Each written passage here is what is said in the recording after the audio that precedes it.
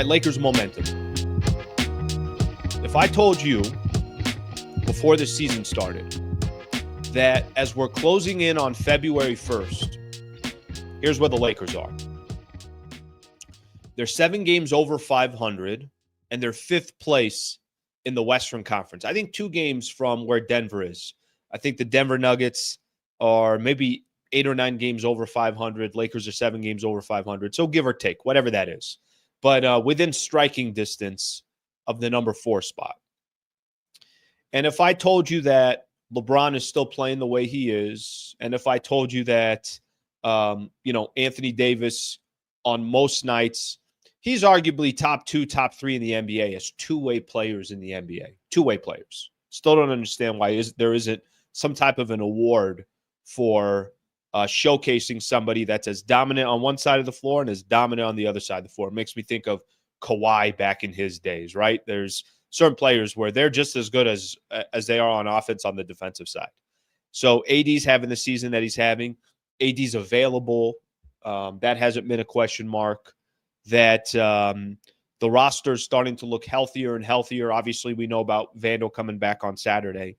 I think most Laker fans would have signed up for that. They would have said, okay, let me get this right. Lakers usually get off to a bad start. They don't typically have, they've found themselves in positions where by the trade deadline, you're looking at the Lakers and they're like looking up the standings like, oh my gosh, we got 7, 8 teams in front of us. We just want to avoid the play-in tournament. At least up to this point, when I say there's momentum building around the Lakers, I feel like that on the basketball floor, there's times where they're looking, okay, you know what? I could live with this. Okay, are they allowing themselves to be more of a defensive team? Cool, we'll take our chances with that. I don't think anybody's looking at JJ Redick and saying this is a complete bust or anything along those lines. I think you see some light at the end of the tunnel. And I think most Laker fans would have signed up for this if we're closing in on February 1st and this is where the Lakers are sitting. I don't know if there would have been a lot of Laker fans kind of upset about the Lakers situation. Now, it's volatile, right? I can't even pronounce the name or the word right. It could change at any second because the reality is 2 weeks ago, we were ripping the Lakers. We're ripping them for only winning by 1 against Brooklyn. We're ripping them for getting blown out by the San Antonio Spurs. We're ripping them for a lot of different reasons, and we're asking Pelinka, what the hell are you doing? They've won 5 of their last 6 games. I do feel like there is momentum growing, and maybe that momentum became real when they beat the Boston Celtics, and then they went on the road and took care of a Warriors team. That's not good. And Draymond wasn't playing in that game, and they had some key players that were missing, and the Warriors aren't good. So I don't look at beating the Warriors as, oh my gosh, to beat the Warriors. But I think for the Lakers, it means something because you feel like they're continuing to kind of go in the right direction to build momentum. Jared Vanderbilt came back on Saturday. All right, it's the first time we got a chance to see Vando. And I think a lot of Laker fans, at least from, the post-game show that I did, there were a lot of Laker fans that said to themselves, okay, I could see how this guy is definitely going to be an asset. It's kind of funny. I was reading some of the chats. I did a separate video on Vando yesterday. It was right before halftime of the Commanders-Eagles game. I'm like, let me just go crank out a quick 10, 12-minute video, and then I'll get back to the game. So I did that. Plus, I already knew who was going to win between the Commanders and the Eagles, so what the hell was I missing? I was reading some of the comments last night, and some of the comments were, something along the lines of typical Laker fan. They all wanted to trade Vando, and then the moment he comes back, everybody loves him. So I was confused. I'm like, all right, listen, I think it's common that you're going to get people that click on some of these videos, and maybe they're NBA fans, maybe they're fans of another team, maybe they don't follow Lakers as close as they used to. So, by the way, I don't mind. I don't care. I mean, that's great. I want other people's opinions on here. The last thing I want is everybody just kissing the Lakers' ass. We don't want that. We want people to be honest and be truthful and everything else. But I'm looking at the comment, I'm like, wait, what are we talking about here? All the Laker fans, their frustration was not on Jared Vanderbilt, his play. Their frustration was, when is he coming back? Their frustration is they hadn't seen him in almost a year. Their frustration was losing confidence and faith that he was going to have an impact on the Lakers this season. That's where their frustration was. It wasn't on what he brings to the table and his actual play. But I'm going to just take another piece of that. So the Vando piece coming back, it's almost like you acquired somebody at the trade deadline to having Vando back. Probably a very favorable schedule for the Lakers as well over this next week. You got Charlotte, Philly, Washington. Plus, you got a couple really tough matchups. I think the game against the Knicks coming up this upcoming weekend will be interesting, fascinating, however you want to look at it. Then Clippers got another home game over in Inglewood. So as that momentum builds for the Lakers, and as you're starting to see a team look like they could, I'm not going to go. Here's my goal with the Lakers right now. My goal is, can you make a little bit of noise? That's it.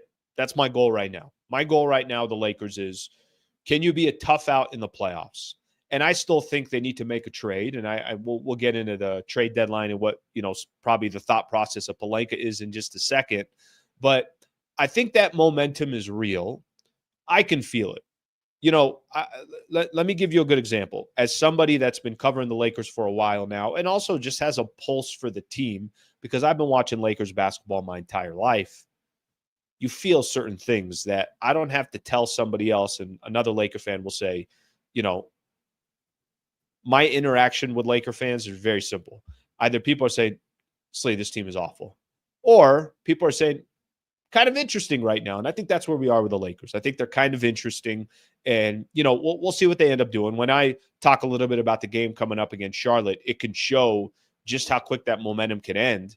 If they lost tonight against Charlotte, then nobody on this chat is sitting here with the same momentum that we have as we're sitting here in the morning.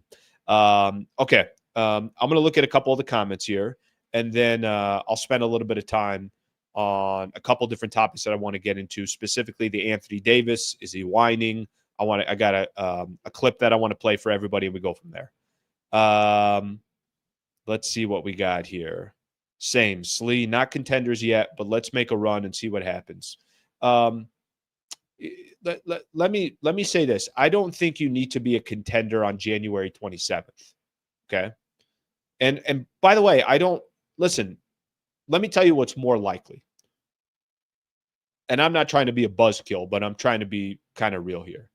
Is it more likely that the Lakers are true contenders by the time we get to the playoffs, or they're just a team that, may win a round and be out?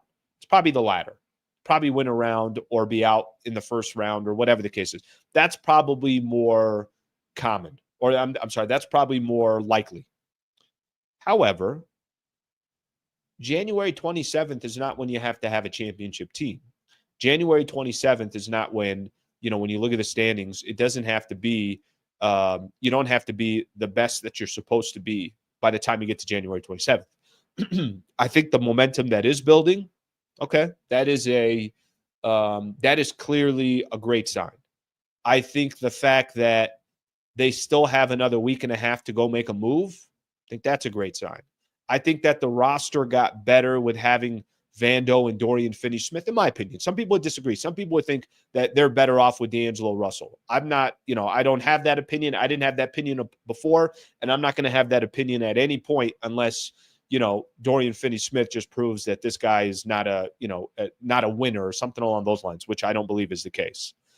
So momentum can kind of go one way or the other, and we'll see what happens over the course of this next week and a half. Let me read a couple more of these, because this is gonna get me into Anthony Davis, NBA trade deadline, what Pelinka's gonna do. It's gonna get me into all that. So let me look at a couple more of these comments here.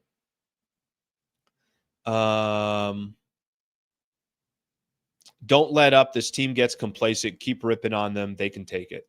No, I don't think it's a matter of, we're just going to tell the truth. You know what the easiest things to do is to tell the truth.